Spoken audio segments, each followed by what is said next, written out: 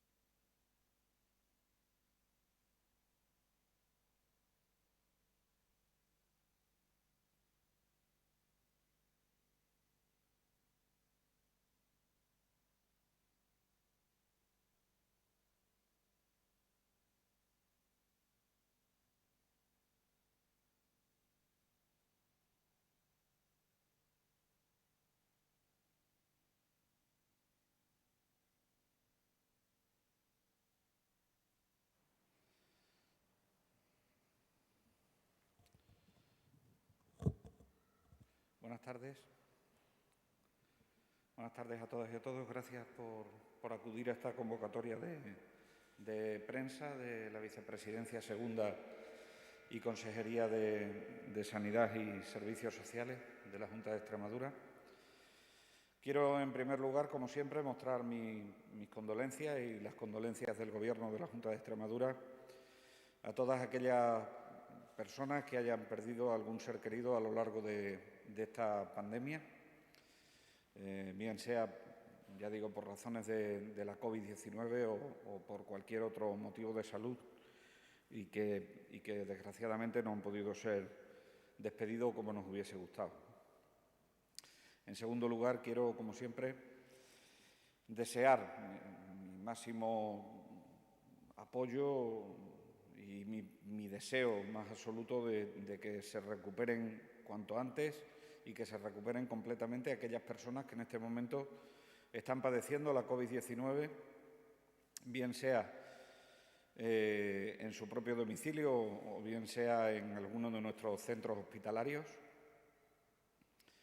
Y en tercer lugar, quiero hacer un agradecimiento muy especial a todos los profesionales del ámbito de la salud, a toda la sociedad extremeña que nos está permitiendo llegar aquí, a todos los ciudadanos y ciudadanas de nuestra comunidad autónoma que se han tomado esto en su inmensa mayoría como un esfuerzo colectivo para que hoy estemos en una situación en cuanto a la pandemia mucho más controlada que lo estábamos hace unas semanas. Me van a permitir que haga una especial referencia hoy, en su Día Internacional, a esas más de 4.500 enfermeras y enfermeros que trabajan en el ámbito de la Comunidad Autónoma de Extremadura. Una gran mayoría de ellas trabajan en el Sistema Sanitario Público de Extremadura, en el Servicio Extremeño de Salud. En estos momentos, esas enfermeras y esos enfermeros son muy importantes por cuanto están haciendo posible que esa esperanza que nos ha dado la ciencia se estén pudiendo administrar en forma de dosis en esas esperanzas que tiene la ciudadanía de recuperar pronto un estado de nueva normalidad, ¿no? Pero eso es lo que podemos reconocerle ahora a la profesión enfermera y a las enfermeras y a los enfermeros, al personal de enfermería en general. Pero también tenemos que agradecerle que siempre estén ahí, que sean los verdaderos especialistas en los cuidados. El sistema sanitario es un sistema de trabajo en equipo, es un sistema multiprofesional, pero el trabajo de la enfermería tiene muchísima importancia en todo lo que tiene que ver con los cuidados, ¿no? Un diagnóstico enfermero bien hecho, a través de los patrones funcionales de la persona, un diagnóstico integral, como lo hace la enfermería moderna, es capaz de prestar unos cuidados a una sociedad avanzada como la que somos en este momento, ¿no? Por lo tanto, mi máximo reconocimiento, porque además no les digo en vano lo de la enfermería moderna. Si hoy se celebra el Día de la Enfermería es porque tal día como hoy se decidió que se celebrase desde aproximadamente el año 1965 el Día de la Enfermería, el Día Internacional de la Enfermería, y es en el día de hoy porque tal día como hoy nació una enfermera que vino a revolucionar el modelo de la enfermería, que digamos descubrió la enfermería moderna, que fue Florence Nightingale y que llevó a las enseñanzas de nuestras profesionales todo lo bueno de la integralidad en los cuidados que tiene hoy la profesión enfermera. Bien, hoy se ha celebrado pleno del Consejo Interterritorial del Sistema Nacional de Salud. Hoy se ha celebrado Consejo de Gobierno de la Junta de Extremadura. Y también quiero proporcionarles alguna información sobre la situación en la que se encuentra la Comunidad Autónoma de Extremadura, así como comprometerme a seguir ofreciendo, a pesar de que ya no estemos en el estado de alarma, toda la transparencia posible. Saben que la transparencia ha sido nuestro principal objetivo durante todo este tiempo. Creo que una sociedad bien informada, una sociedad madura como la nuestra, bien informada, es colaboradora en cuanto a conseguir una serie de objetivos y, por lo tanto, no solo seguiré celebrando ruedas de prensa como las que venimos celebrando o proporcionando toda la información puntual que se pueda proporcionar desde el ámbito de la Consejería de Sanidad, sino que además, y ya fuera a lo que obligaba el Real Decreto que establecía el estado de alarma, esta mañana hemos adoptado una decisión en el Consejo de Gobierno de la Junta de Extremadura que solicitaré a petición propia mi comparecencia en al menos uno de los plenos de la Asamblea de Extremadura al mes, hasta que acabe por lo menos este periodo de sesiones.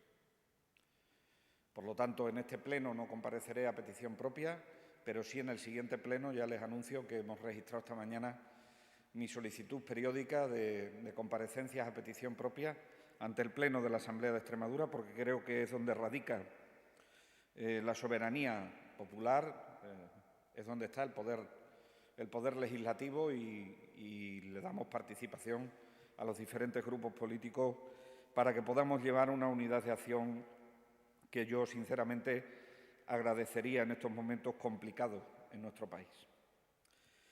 Hablándoles de la situación epidemiológica, Extremadura, como les decía, sigue clasificada ya desde hace varias semanas en un estado muy consolidado de nivel de alerta 1 como comunidad autónoma. También ambas provincias están en nivel de alerta 1. Esto no ha sido así. Hace un par de semanas había diferencias de niveles de alerta entre las dos provincias. A día de hoy no existe esa diferencia. Tanto la provincia de Cáceres como la provincia de Badajoz están en nivel de alerta 1. Saben que, además, después del debate del estado de la región, el presidente anunció que nos guiaríamos por lo que se conoce coloquialmente como el semáforo COVID. En realidad son actuaciones coordinadas y precoces en el ámbito del control de la pandemia por la COVID-19, aprobadas por el Sistema Nacional de Salud, pero que lo hemos adaptado a la realidad de la comunidad autónoma en determinados aspectos, como ya había anunciado el presidente de la Junta de Extremadura. Siendo esto así, he de decirles que la incidencia acumulada a los 14 días, se acaba de hacer público hace un rato, la incidencia acumulada a los 14 días nos situamos en 88,5 casos por 100.000 habitantes. Una situación muy parecida a la de ayer. Los descensos que se están produciendo son unos descensos muy lentos. Esto está ocurriendo prácticamente en todo el país y al menos estamos en esa tendencia decreciente, que esto es lo más importante que les puedo decir. La situación de la incidencia a los 7 días es de 37,41, por lo tanto, anunciarles que estamos con una razón de tasa por debajo del 0,5. Y cuando la razón de tasa está por debajo de 0,5, saben ustedes que lo que se espera en los próximos días al menos es que la tendencia decreciente, salvo que ocurra un brote que sea significativo, pues va a ser a la baja si todo sigue este ritmo, ¿no? En cualquier caso, en ambas incidencias estamos por debajo de la media nacional. España, afortunadamente, también va mejorando globalmente. La incidencia acumulada a los 14 días, si nosotros estamos en 88,5, España está en 173,8. Y a los 7 días, si nosotros estamos en 37,41, España está en 75,9. Por lo tanto, una situación epidemiológica mejorando y esperemos que, insisto, que siga así, ¿no? Saben ustedes que una de nuestras estrategias fundamentales ha sido intentar adelantarnos al virus. Eso que decimos de intentar adelantarnos al virus se traduce en que estamos realizando en las últimas semanas, bastante antes de la semana donde celebrábamos San José, una media de pruebas a la semana que rondan las 23.000 pruebas aproximadamente, de diagnóstico de infección activa. Cada semana realizamos de media alrededor de 23.000 pruebas de diagnóstico de infección activa. Eso nos permite tener una tasa por 100.000 habitantes a los 7 días de 2.066 pruebas por cada 100.000 habitantes, por encima de la media nacional, que está en 1.712, pero además nos permite controlar muy bien el porcentaje de positividad, que saben ustedes que es uno de los indicadores con los que se nos mide el nivel de alerta en el que nos encontramos. De hecho, estamos en un 2,6% de positividad en estos últimos 7 días, frente al 5,9 del resto de la media española. También el realizar muchas pruebas tiene la ventaja de que podemos diagnosticar muchas personas asintomáticas. De hecho, con las pruebas que se han realizado en el día de ayer, que han sido más de 3.100 pruebas las que se han realizado en el día de ayer solamente, pues hemos sido capaces de diagnosticar del total de casos diagnosticados, más de un 76% han sido asintomáticos, es decir, sin presencia de síntomas. Eso nos lleva a que haya muchas personas que, teniendo la infección, puedan pasar la infección en sus domicilios y, por lo tanto, el sistema sanitario lo protejamos, no porque queramos hacerlo por proteger el sistema sanitario como fin, no. El proteger el sistema sanitario es un medio para que el sistema sanitario pueda atender otras patologías que no son COVID y que siguen existiendo y que son patologías que nos han preocupado y que han preocupado al Sistema Nacional de Salud, ¿no? Por lo tanto, yo celebro que tengamos un porcentaje de ocupación de camas de agudo de 1,87 frente al 6,13% de la media española, o que en nuestras UCIs haya una ocupación de un 4,7%, por debajo del 5%. Estamos en unos niveles de ocupación bastante buenos, bastante controlados, en un nivel en una clasificación, en un nivel de riesgo bastante inferior al nivel de alerta 1. Lo que pasa es que fundamentalmente a nosotros nos lastra lo que son las incidencias, ¿no? En cuanto bajásemos las incidencias es posible que pudiésemos pasar al estado de nueva normalidad, ¿no? Y en este sentido seguiremos. Les decía, nuestra ocupación de las UCI es de un 4,7% frente a un 20,11% del resto de España, ¿no? Esto nos lleva, ya digo, a una clasificación de riesgo, de nivel de riesgo muy buena. Estamos en un nivel de alerta 1 y podemos aplicar las medidas restrictivas en relación con el nivel de alerta 1 dentro del semáforo COVID. Es cierto que existen diferencias entre las distintas áreas de salud, no se lo tengo que ocultar. Nos preocupa la situación concreta de 2 áreas de salud, fundamentalmente, que en este momento se encuentra por encima de los 150 casos por cada 100.000 habitantes a los 14 días. Me estoy refiriendo a las áreas de salud de Plasencia, que se encuentra con una incidencia acumulada a los 14 días de 200,37,3 casos por 100.000 habitantes, o me estoy refiriendo al área de salud de Mérida, que se encuentra en una tasa de incidencia a los 14 días de 162,9 casos por cada 100.000 habitantes, bastante por encima de la media de la comunidad autónoma. Es verdad que tenemos áreas en muy buena situación. Destaco la situación que tiene el área de salud de Coria, que está entrando en un nivel prácticamente de nueva normalidad, con 25 casos por cada 100.000 habitantes. Destaco el área de salud de Don Benito Villanueva de la Serena, que a pesar de todo lo que ha pasado en las últimas semanas, con brotes muy complicados de manejar, tanto por la variante que provocaba el brote como por la propia entidad del brote, se sitúa en 28,7 de incidencia acumulada, o el área de salud de Badajoz, que está por debajo de los 50, en concreto en 49 casos por cada 100.000 habitantes. Por lo tanto, vigilantes ante estas 2 áreas de salud, como es el área de salud de Plasencia y el área de salud de Mérida, vigilantes porque entendemos que queremos una comunidad autónoma que esté libre de infección, y libre de enfermedad, y al mismo tiempo pedimos colaboración de toda la ciudadanía para que esto sea posible. Dada esta situación, nosotros tenemos que decir que tal y como está configurado el Estado actual y respetando en todo momento el Estado de Derecho, nosotros nos sentimos con cierta comodidad en que sea el Tribunal Superior de Justicia de Extremadura, que yo creo que está haciendo una labor impecable dentro del tiempo, incluso no agotando los 3 días que tienen para pronunciarse en relación con la ratificación de las medidas adoptadas. Saben ustedes que han ratificado tanto las medidas de aislamiento como las medidas generales que habíamos adoptado en función del nivel de alerta en el que nos hemos declarado como situación de riesgo en este momento, ¿no?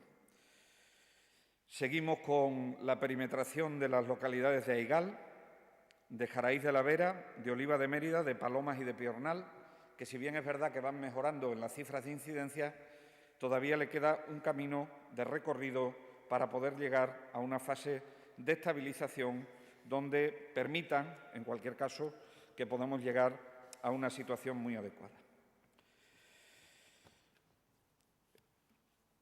El Consejo Interterritorial, por lo tanto, decirles que ante esta situación de estabilidad, poniendo el objetivo en esas 2 áreas de salud que les acabo de decir, en extremar la vigilancia, vigilando muy estrechamente la localidad de Jerte, que en estos momentos es una localidad que nos preocupa, por cuanto es una de las zonas que puede recibir mayor nivel de turismo en los próximos días. También Cabezuela del Valle, son 2 localidades que en este momento estamos muy vigilantes a ver cómo evolucionan sus incidencias, porque dependiendo de cómo vayan, tendremos que adoptar medidas o no en función de su situación en los próximos días, ¿no? En esta situación, decirles que en el Consejo de Gobierno de la Junta de Extremadura a lo que he procedido es en el punto de dación de cuentas a explicarles esto que les estoy explicando a ustedes. Y no hemos adoptado ninguna medida de restricción más que las que ya tenemos encima de la mesa. Por lo tanto, el Consejo de Gobierno, esto es una buena noticia, a fin de cuentas, no ha adoptado ninguna medida restrictiva más en su sesión ordinaria de hoy miércoles. Pleno del Consejo Interterritorial del Sistema Nacional de Salud. 3 puntos fundamentales. Uno era un informe que se hace anualmente sobre violencia de género, que ya ha informado la consejera portavoz y la consejera de Igualdad, por supuesto, por sus competencias en materia de igualdad, quiero decir, ha comparecido y ha hecho público las cifras en relación con el informe de violencia de género. Hemos acordado darle el visto bueno y que el Ministerio proceda a su publicación, con lo cual en los próximos días será publicado el informe sobre violencia de género como uno de los puntos del orden del día del Consejo Interterritorial del Sistema Nacional de Salud. En segundo lugar, se nos ha contado la situación epidemiológica del país, similar a la que en este momento tiene la Comunidad Autónoma de Extremadura, comunidades autónomas que preocupan más y comunidades autónomas que están en mejor situación, evidentemente, cada una con sus peculiaridades.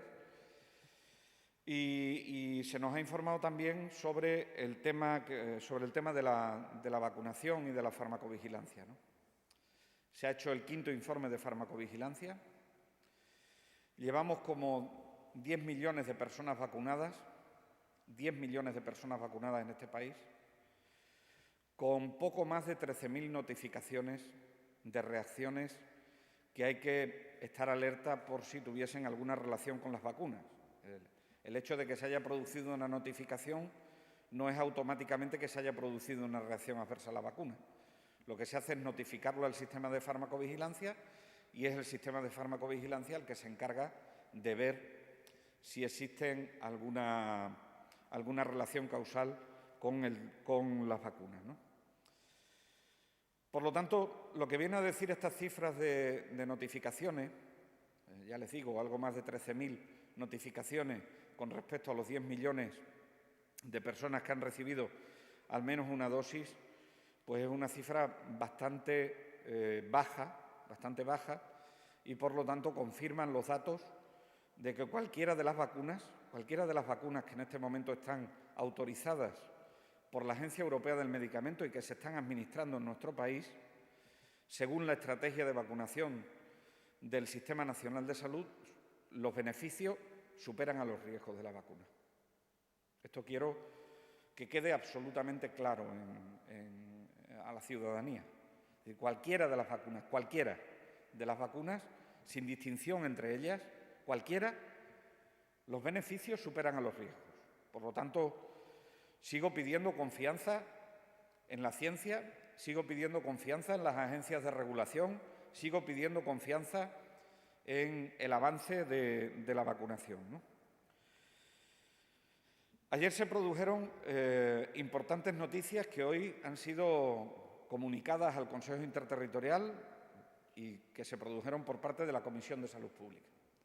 La primera de las noticias es que se autorizó la utilización de la vacuna de Janssen, que saben ustedes que es monodosis, para la década que va de los 50 a los 59 años.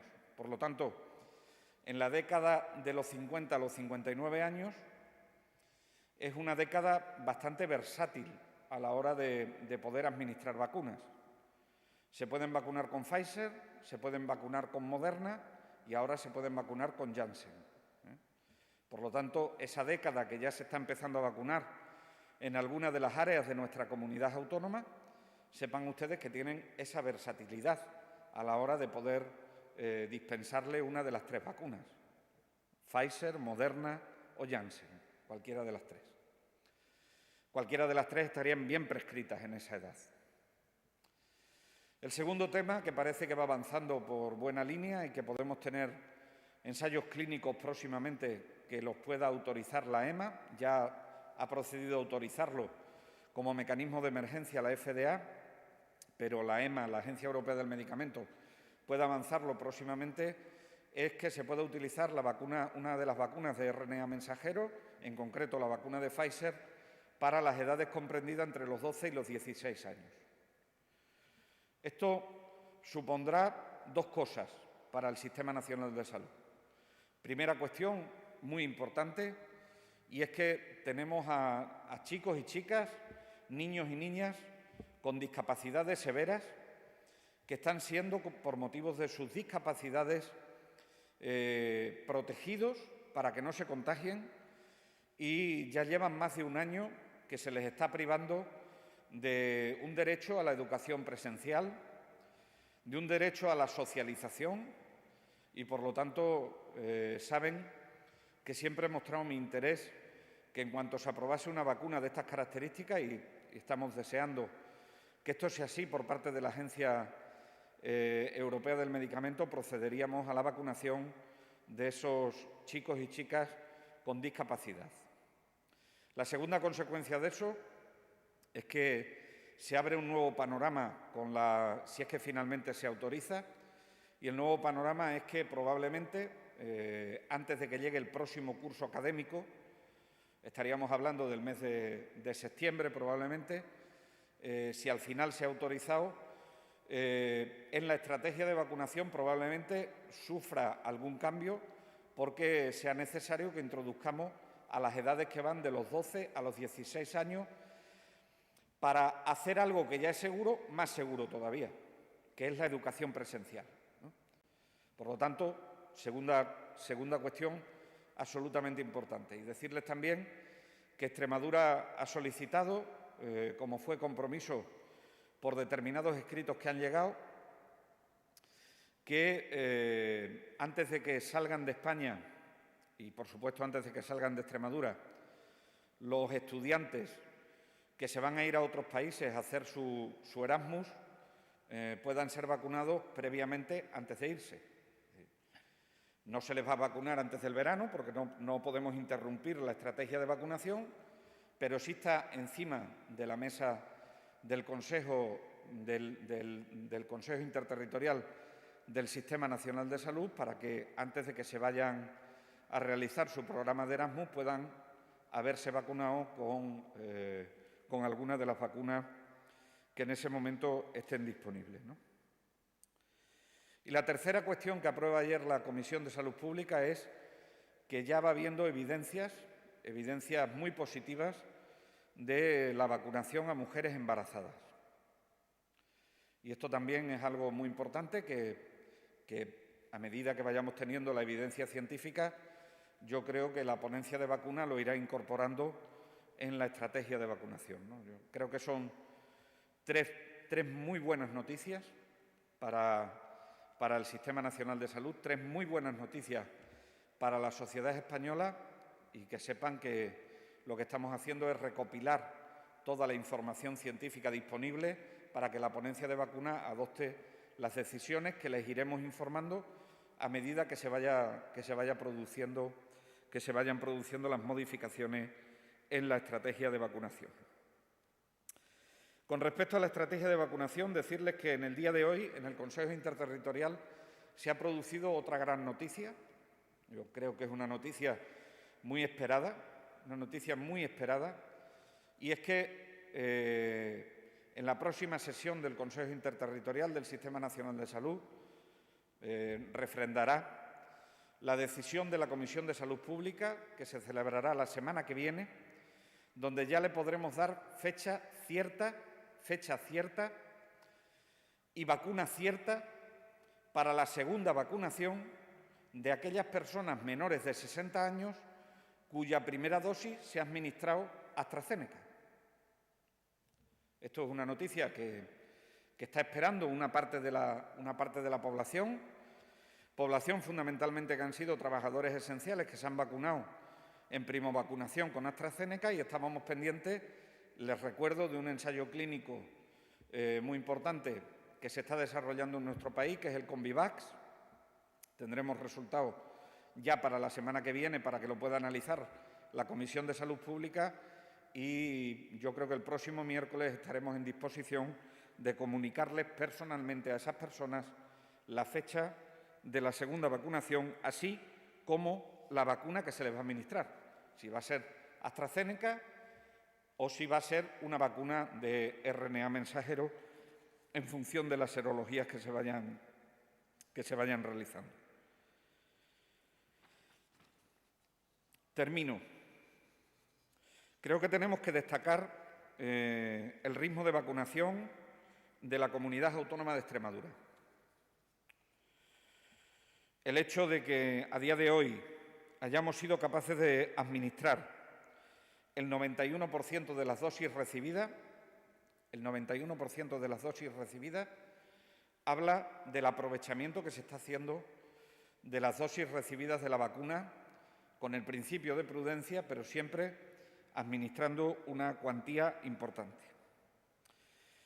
Eso nos lleva a que ya hayamos administrado más de 500.000 de dosis de vacunas en Extremadura, bastantes más, que ya tengamos más de 350.000 personas al menos con una dosis de vacuna, o que ya tengamos a cerca de 180.000 personas vacunadas completamente, con la pauta completa. Si nos vamos a los mayores de 60 años, que yo creo que es la población que prioritariamente tendríamos que proteger, porque ahí es donde se da la mayoría de los casos graves y los fallecimientos, decirles que en el día de hoy Extremadura ha logrado vacunar a un 96,2%, al menos con una dosis, de las personas que son mayores de 60 años. Y ha logrado vacunar al 48,1% del total de los mayores de 60 años en la comunidad autónoma. Le he dicho, y quiero repetirlo, 96,2% son las personas mayores de 60 años que están vacunadas con al menos una dosis. Sepan que la media española es del 89,1%. Y les he dicho que las personas mayores de 60 años con pauta completa es el 48,1% frente al 42,2% de la media española. Esto nos lleva a que la población general ya tengamos una cobertura, al menos con una dosis, de un 39,1% de toda la población vacunable vacunada, y que en ese sentido, pues, ante determinadas conductas que hemos visto este fin de semana, que afortunadamente no son la mayoría, pero que por favor pido que no se repitan, por favor, lo pido, que no se repitan, este tipo de conductas que nos ponen en riesgo a todos, también a los más vulnerables, pero sobre todo que complica muchísimo el proceso de vacunación, porque una persona infectada es una persona que no se puede vacunar en el momento en el que le toca, que hay que retrasar la vacunación. Por lo tanto, por favor, pido máxima prudencia, que no se repitan estos acontecimientos, pero creo que estamos en una disposición, en función de las personas que ya tenemos inmunizadas, así como del control de los brotes, que esperamos que ese tipo de comportamiento tenga el mínimo impacto posible dentro de 5, 6 días, 7 días sobre las cifras de incidencia y que podamos seguirlas controlando como lo estamos controlando. Termino pidiendo mucha responsabilidad. El año pasado, por esta fecha, lo pasamos realmente mal.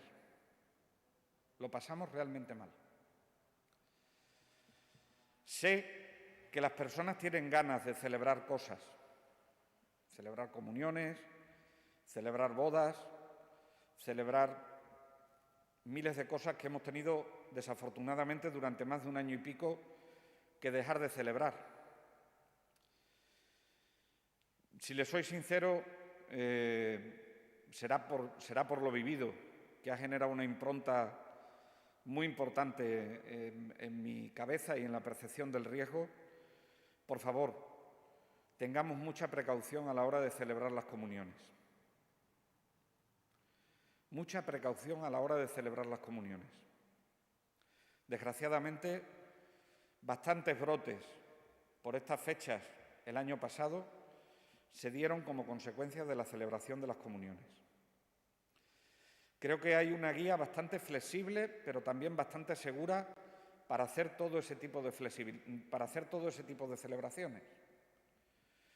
Creo que hemos intentado llegar hasta la actividad más concreta posible dentro de lo que se puede regular en el Diario Oficial de Extremadura la vida de cualquier persona o la vida de cualquier sociedad. Yo lo único que pido, de verdad, y lo pido encarecidamente, que si hemos llegado aquí, que si hemos llegado con estas cifras, que si hemos llegado gracias al esfuerzo de todos nuestros profesionales, también de los voluntarios y de las voluntarias, que si estamos pudiendo ver la luz, que no trunquemos el camino que nos lleva a ver esa luz. Afortunadamente están llegando más dosis de vacunas. Afortunadamente el Servicio Extremeño de Salud tiene capacidad para absorber y para administrar esas dosis de vacunas que hoy llegan. El ritmo de vacunación está siendo muy bueno. Antes de realizar alguna actividad que está fuera de las medidas de flexibilización, por favor, interioricemos lo que han pasado las miles de personas que se han infectado y sus familias. Y que pensemos también en esos más de 1.700 extremeños y extremeñas que nos han dejado como consecuencia de la COVID-19, que han roto a otras tantas familias. Estamos en un momento inmejorable. Creo que el esfuerzo, primero, merece la pena. Segundo, cuanto antes lleguemos a la situación de nueva normalidad, mejor será para todos nosotros. Este verano será distinto. Seguro que va a ser distinto. Tenemos más conocimiento del virus, estamos más preparados desde el punto de vista de la capacidad asistencial y tenemos algo que no teníamos el año pasado, que era el tema de las vacunas. No trunquemos esa esperanza. Solo pido un esfuerzo colectivo, solo pido que sigamos confiando en la ciencia, en lo que tenemos, para salir de esta situación tan complicada y abordar otras dos cuestiones que me preocupan y que ahora mismo lo está tapando la situación sanitaria, pero que tenemos que empezar a tratarlo, que son las situaciones de vulnerabilidad social que se van a provocar como consecuencia de esta crisis sanitaria y, por supuesto, la crisis económica, que afortunadamente tenemos una ayuda muy importante de la Unión Europea. Nos espera la esperanza. Nos espera la esperanza. La esperanza podemos disponer de ella. La oportunidad para disponer de esa esperanza depende de todos y cada uno de nosotros. No perdamos esa oportunidad. Preguntas. Buenas tardes a todos. Turno ahora para los compañeros que están siguiendo la rueda de prensa de manera telemática. Loli López, de Canal Extremadura Televisión. Sí, ¿qué tal, consejero? Buenas tardes. Un par de preguntas. Ha dicho que le preocupaba la situación en dos áreas de salud, Plasencia, Mérida, que también estaban extremando la vigilancia en el Jerte y en Cabezuela del Valle. Precisamente mañana en esa localidad se va a hacer un cribado masivo por el aumento de contagios entre temporeros. Hoy se han notificado allí, si no me equivoco, 6 casos. No sé si puede darnos algún detalle más de ese brote entre los temporeros.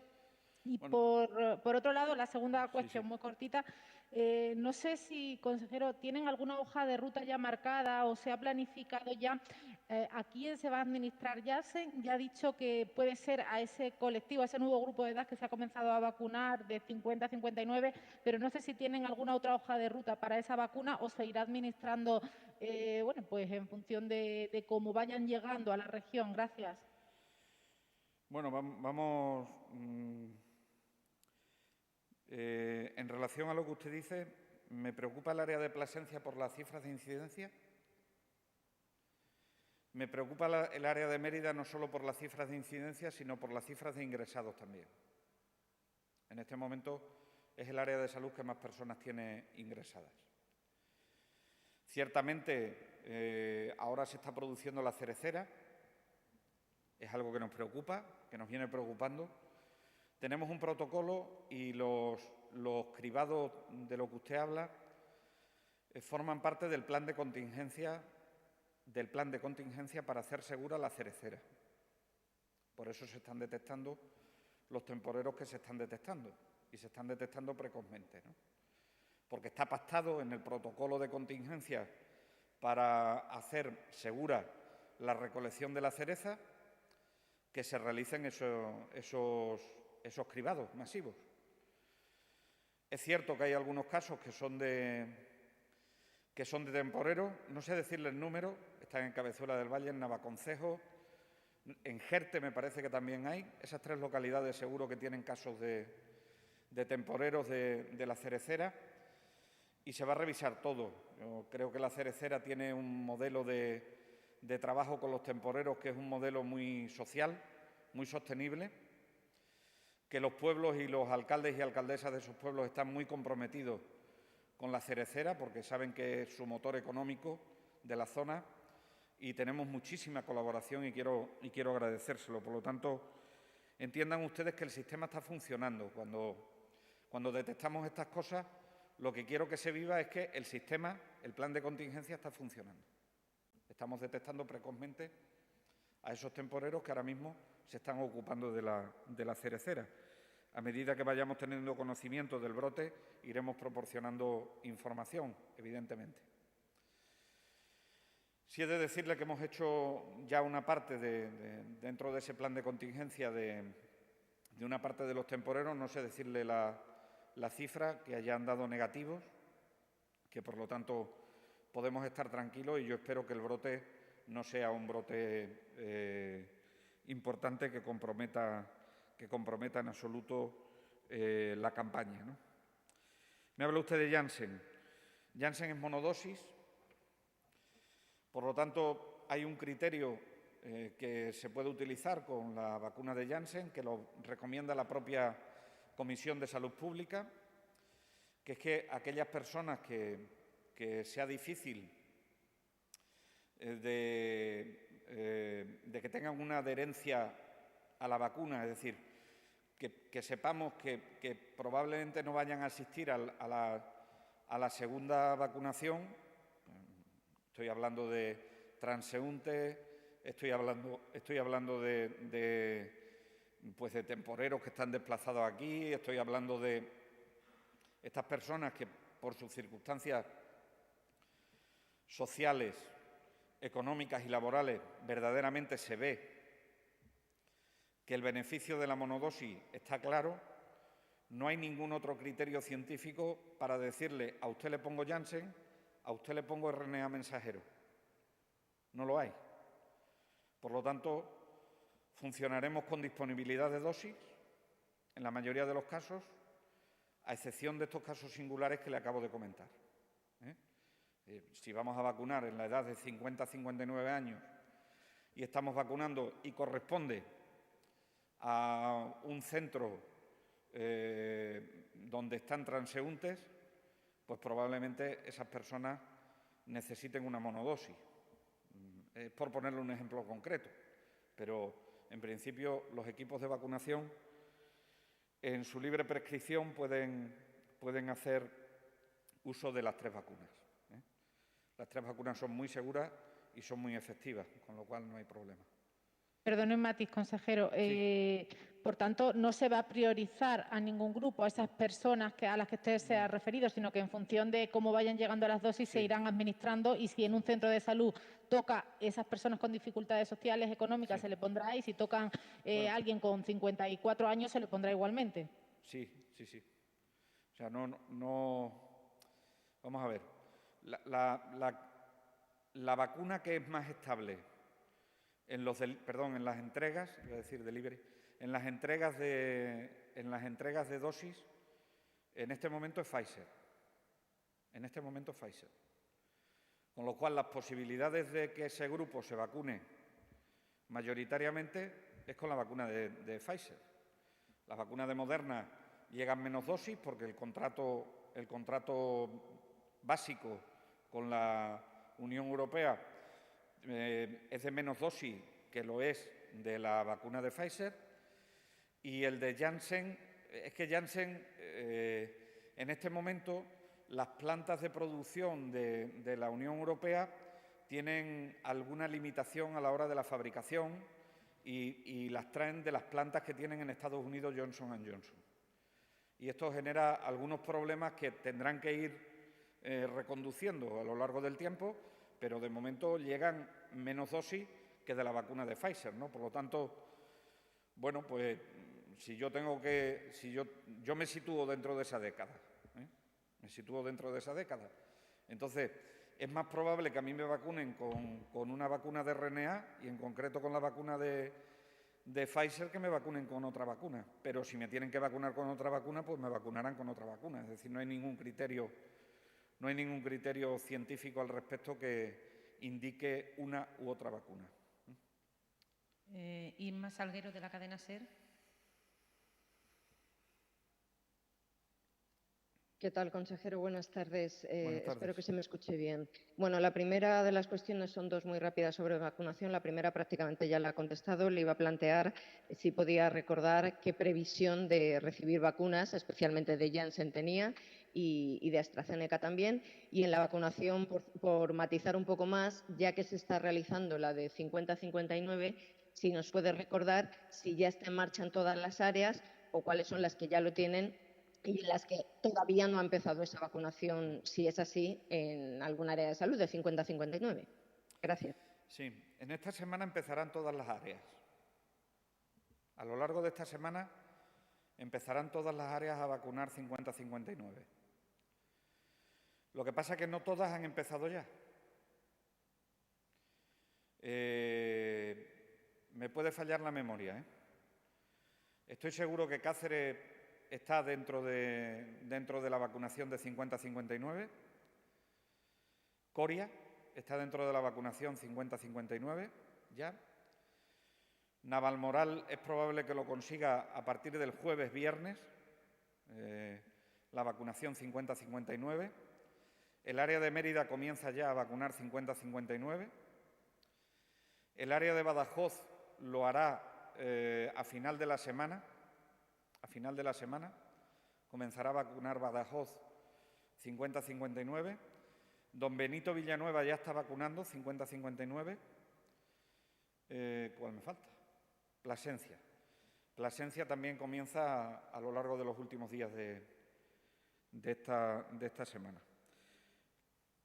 Dosis. Las dosis que han llegado de Pfizer son las mismas que llegaron la semana pasada, por hacer números redondos, alrededor de unas 39.000, casi 40.000 dosis de vacunas de Pfizer. Esta semana no esperábamos Moderna, porque suele ser de entrega cada 2 semanas. Sin embargo, llegan dosis de Moderna y llegan dosis también de Janssen. No le puedo decir ahora mismo las cifras porque no me las sé de memoria, pero vamos a disponer, a lo largo de la semana, estaremos muy cercanos a las 75.000 dosis de vacuna a las que vamos a recibir de cualquiera de las casas comerciales a lo largo de esta semana y, por lo tanto, pues serán administradas, ¿no? AstraZeneca también llega. Lo que pasa es que AstraZeneca en este momento es más inconstante. ¿Hay alguna cuestión más? Sergio Parra. Hola, consejero. Buenas tardes. Buenas. ¿Qué tal está? Varias preguntas. En directo estamos, como siempre, en Canal Extremadura Televisión, en esta hora retransmitiendo la rueda de prensa de esta tarde. Quería preguntarle, bueno, en primer lugar, voy a tirar para casa un poquito, consejero. No ha mencionado a Llerena Zafra en cuanto a vacunación de 50-59. No sé si podría aclararnos la situación sobre esa área. También hemos No le he entendido la pregunta, Sergio, disculpe. Es que la primera pregunta no se la he entendido. No sé si ahora se escucha mejor. Sí. ¿Se escucha mejor? Sí. Quería preguntarle, mirando un poquito para casa, sobre el área de Llerena Zafra, que no la ha mencionado, creo que no la ha mencionado en cuanto a la vacunación de 50-59 años. Entonces, no sé en qué situación se encuentra, si se va a iniciar esta semana, si ya está en ello, o si se prevé su inicio en próximos días. Lo que le decía, en cuanto a lo que hemos leído hace unas horas, un comunicado del Ayuntamiento de Almoarín informando de su cierre de la residencia y también de la suspensión de cualquier tipo de visitas por recomendación del área de salud. No sabemos a qué se debe esa situación, si es también por la situación del pueblo, de esta pedanía, mejor dicho. Me gustaría también pedir una valoración sobre las vacunaciones masivas, sobre todo por la discrepancia que hay en los datos, por ejemplo, de la vacunación masiva de Badajoz y el área de Mérida, por ejemplo, ¿no? ¿A qué cree usted que se puede deber esa diferencia de vacunados o de asistencia tan baja en algunas y tan altas en otras? No sé cómo lo puede valorar. Y una cosita más breve. Ha mencionado usted que estaban a la espera de la aprobación por parte de la EMA de la vacuna de Pfizer para personas de 12 a 15 años. Sin embargo, la EMA sí tiene aprobada, por ejemplo, la vacuna de AstraZeneca para menores de 60 desde hace ya unas cuantas semanas. Y España lo sigue sin aplicar. Entonces, no sé a qué se debe esa discrepancia de criterios. Nada más, consejero. Gracias, como siempre. Pues me va a perdonar, pero es que la primera pregunta sigo sin entenderla. El área de salud de Llerena Zafra, vale, perdón. El área de salud de Llerena Zafra me dicen. Sabemos la situación. No la había entendido el área. Sí, se me ha olvidado. Creo que el área de salud de Llerena Zafra empiezan mañana, creo, a vacunar.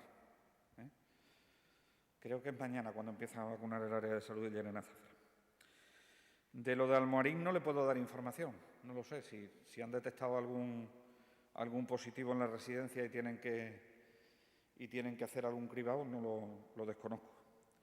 Por lo tanto, no le puedo dar mucha información con respecto a lo de Almoharín que me comentan. Hoy se ha dado algún caso en Almoharín. Sé que en Almoharín van a hacer un cribado. El caso del que hemos tenido noticias hoy no pertenece a ninguna residencia, el caso de Almoharín, que hemos detectado hoy. Y no sé si por principio de prudencia han cerrado las visitas hasta en tanto se realice el cribado, pero no le puedo dar más información que esta. Me pide valoración sobre las vacunaciones masivas. Bueno, yo creo que con la experiencia que tenemos me parece que es muy importante. Me parece que es muy importante realizar todo tipo de convocatorias a las vacunaciones.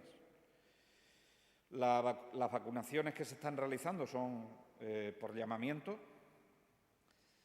pero es verdad que hay una parte de la población que bien porque no hayan actualizado sus datos, bien porque por cualquier motivo pues no se localizan, y sabemos por las cifras del INE que existe más población de la que hemos vacunado en ese tramo de edad, y entonces las vacunaciones masivas siempre se hacen como una especie de mecanismo de rescate para que no se nos quede nadie atrás. Para que no se nos quede nadie atrás. Esto en unas áreas donde los registros están mejor por cualquier motivo, pues evidentemente los llamamientos masivos como mecanismos de rescate tienen menos afluencia. Y en segundo lugar, pues en aquellas áreas de salud donde existen una serie de registros que son complicados de localizar, o no se puede localizar a la persona porque estamos entrando en edades, pues que están en edad de trabajar, que están en edad de, en fin, en diferentes edades que pueden tener distintos problemas para localizarles, pues los mecanismos de rescate en las vacunaciones masivas sirven más. Yo no soy partidario de hacer estimaciones cuando se hacen llamamientos masivos, porque se entiende que si haces un llamamiento masivo es porque tú estimas que te faltan por vacunar pues a lo mejor 1000 personas y luego te acuden 300. Pero es que a lo mejor los que te quedaban son 300 y el resto pues ya no vive allí, se ha cambiado de área de salud, era personal esencial que se había vacunado previamente. O sea, pueden ser muchísimos los motivos que lleven a que los mecanismos de rescate a través de las vacunaciones masivas tengan más o menos éxito. Y luego, vacunaciones masivas sobre más tramos de edad son más efectivos y vacunaciones masivas sobre menor tramos de edad son menos efectivos. Por lo tanto, yo creo que bien hechos están los llamamientos masivos. Lo que yo no creo es que se deba generar en la población unas expectativas de poner muchas más dosis de las que pueden poner. Si yo hago un llamamiento masivo es que aproximadamente sé cuántos me pueden llegar, pero es que me pueden llegar bastantes menos, pues porque las circunstancias de las personas hayan cambiado, porque el padrón haya cambiado, porque hayamos vacunado ya con la vacuna a personas que son esenciales. Para lo que sirven estas vacunaciones masivas, evidentemente, es para cerrar grupos de edad. Para cerrar grupos de edad. Y para eso sí son efectivos. Ya sabemos que en Badajoz hemos hecho el llamamiento de rescate, aparte del llamamiento por número de teléfono de los que disponíamos. Entendemos que se ha vacunado a un porcentaje muy alto de las personas que se habían llamado, y ese grupo lo damos por cerrado.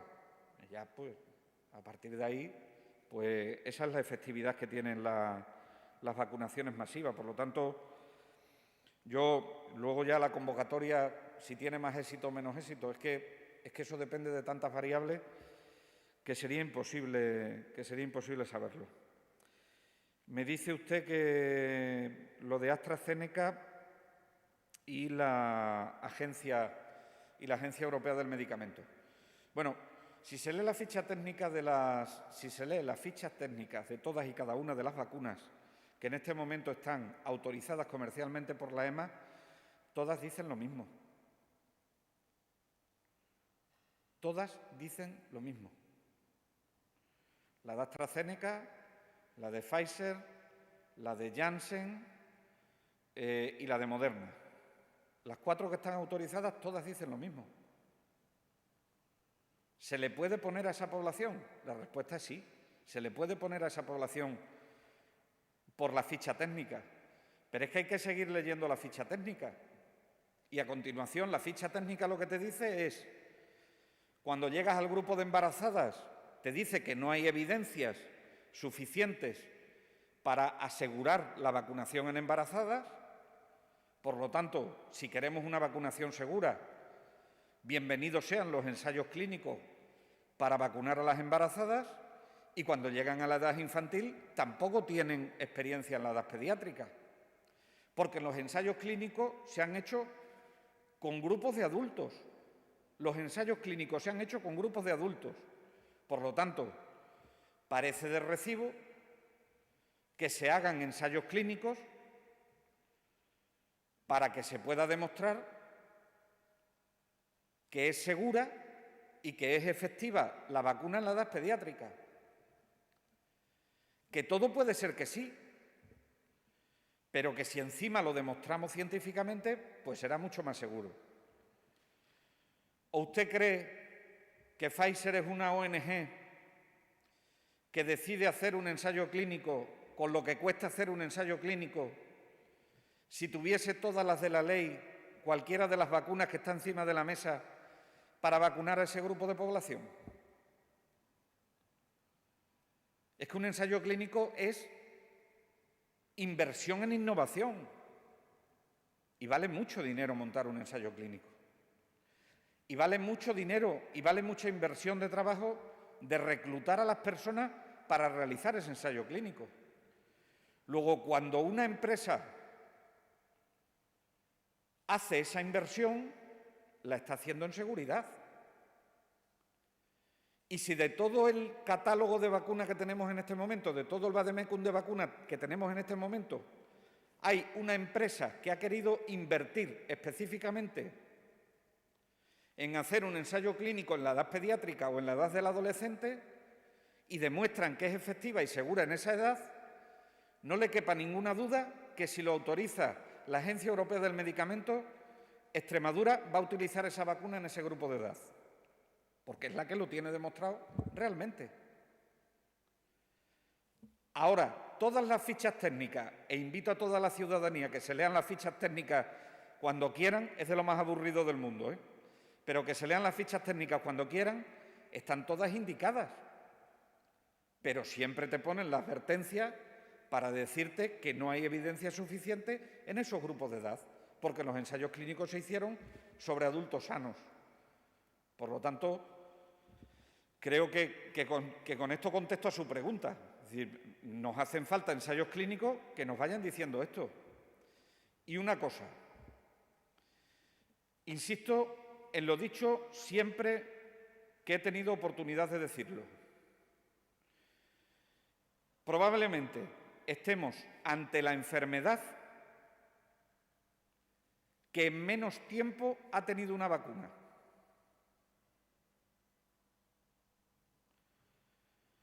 Si eso es así, tenemos que estar permeables para que la evolución de la ciencia, la evolución de la evidencia, la evolución del conocimiento científico pueda introducir determinadas modificaciones en la administración de las vacunas. Así es que, pero ese es el peaje que hay que pagar porque hayamos tenido la solución de la vacuna tan pronto. Lo que hay es que entenderlo y lo que hay es que comprenderlo y fiarse de la ciencia, que es lo que debemos hacer en todo momento. ¿Hay alguna cuestión más? Pues muchísimas. Alberto Santa Cruz, de la agencia EFE. Sí, adelante, Alberto.